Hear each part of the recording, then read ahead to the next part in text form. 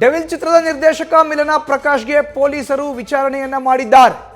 Devil ಚಿತ್ರದ ನಿರ್ದೇಶಕ ಮಿಲನ ಪ್ರಕಾಶ್ಗೆ ಪೊಲೀಸರು ವಿಚಾರಣೆಯನ್ನ ಮಾಡಿದ್ದಾರೆ. ಹತ್ಯೆ ಬಳಿಕ ಶೂಟಿಂಗ್ನಲ್ಲಿ ಭಾಗಿಯಾಗೋಕೆ ಹೊರಟಿದ್ರು ನಟ ದರ್ಶನ್. ಈ ಬಗ್ಗೆ ಅದೇ ಚಿತ್ರದ ನಿರ್ದೇಶಕ ಮಿಲನ ಪ್ರಕಾಶ್ ವಿಚಾರಣೆಗೆ ಕರೆಸಿರೋ ಅಂತ ಪೊಲೀಸರು ಇವತ್ತು ವಿಚಾರಣೆಯನ್ನ ಮಾಡಿದ್ದಾರೆ. ಕೊಲೆ ಬಗ್ಗೆ ನಿಮ್ಮ ಬಳಿ ದರ್ಶನ್ ಏನಾದರೂ ಮಾಹಿತಿ ಹಂಚಿಕೊಂಡಿದ್ದಾರಾ? ಯಾವಾಗ ಚಿತ್ರೀಕರಣ ಆರಂಭ ಆಯಿತು? ಯಾವಾಗ ಸ್ಥಗಿತವಾಗಿತ್ತು? ರೇಣುಕಾಸ್ವಾಮಿ ಕೊಲೆ ನಡೆದ ಬಳಿಕ ದರ್ಶನ್ ನಿಮ್ಮ ಬಳಿ ಮಾತನಾಡಿದ್ರ?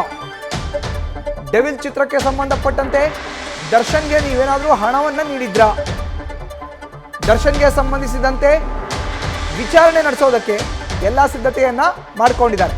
ಹೆಚ್ಚಿನ ಮಾಹಿತಿಯನ್ನು ನೀಡ್ತಾರೆ ನಮ್ಮ ಪ್ರತಿನಿಧಿ ಅಂಕಿತಾ. ಈಗ ನೇರ ಸಂಪರ್ಕಕ್ಕೆ ಜಾಯಿನ್ ಆಗಿದ್ದಾರೆ.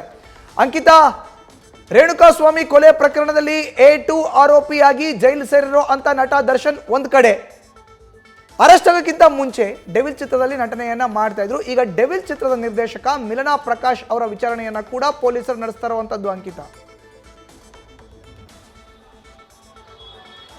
ಹೌದು ಮಧುಸೂದನ್, ರೇಣುಕಾಸ್ವಾಮಿ ಹತ್ಯೆ ಕೇಸ್ಗೆ ಸಂಬಂಧಪಟ್ಟಂತೆ ಪೊಲೀಸರಿಗೆ ರೇಣುಕಾಸ್ವಾಮಿಯ ಹತ್ಯೆ ಆಗೋದು ಕನ್ಫರ್ಮ್ ಆಗ್ತಾ ಇದ್ದಂತೆ ಆರೋಪಿಗಳಿಗೆ ಹುಡುಕಾಟವನ್ನು ನಡೆಸ್ತಾರೆ. ಆ ಸಂದರ್ಭದಲ್ಲಿ ಪ್ರಕರಣದ ಎರಡನೇ ಆರೋಪಿಯಾಗಿರುವಂತಹ ನಟ ದರ್ಶನ್ ಅವರು ಮೈಸೂರಿನಲ್ಲಿ ಇರೋದು ಪೊಲೀಸರಿಗೆ ಕನ್ಫರ್ಮ್ ಆಗುತ್ತೆ. ಹಾಗಾಗಿ ಪ್ರತಿಷ್ಠಿತ ಹೋಟೆಲ್ನಲ್ಲಿ ಅವರು ಡೆವಿಲ್ ಚಿತ್ರದ ಶೂಟಿಂಗ್ ನಲ್ಲಿ ಕೂಡ ಇರ್ತಾರೆ. ಅವರನ್ನ ವಶಕ್ಕೆ ಪಡೆದುಕೊಂಡು ಅದಾದ ಬಳಿಕ ಪೊಲೀಸರು ವಿಚಾರಣೆಯನ್ನ ಮಾಡುವಂತಹ ಕೆಲಸವನ್ನ ಮಾಡಿದ್ರು. ಈಗ ಏನು ಡೆವಿಲ್ ಚಿತ್ರದ ಡೈರೆಕ್ಟರ್ಗೂ ಕೂಡ ಪೊಲೀಸರು ನೋಟಿಸ್ ಅನ್ನ ಕೊಟ್ಟಿದ್ದಾರೆ. ಆ ನಿಟ್ಟಿನಲ್ಲಿ ಇವತ್ತು ವಿಚಾರಣೆಗೆ ಕೂಡ ಮಿಲನ ಪ್ರಕಾಶ್ ಅವರು ಹಾಜರಾಗಿದ್ದಾರೆ.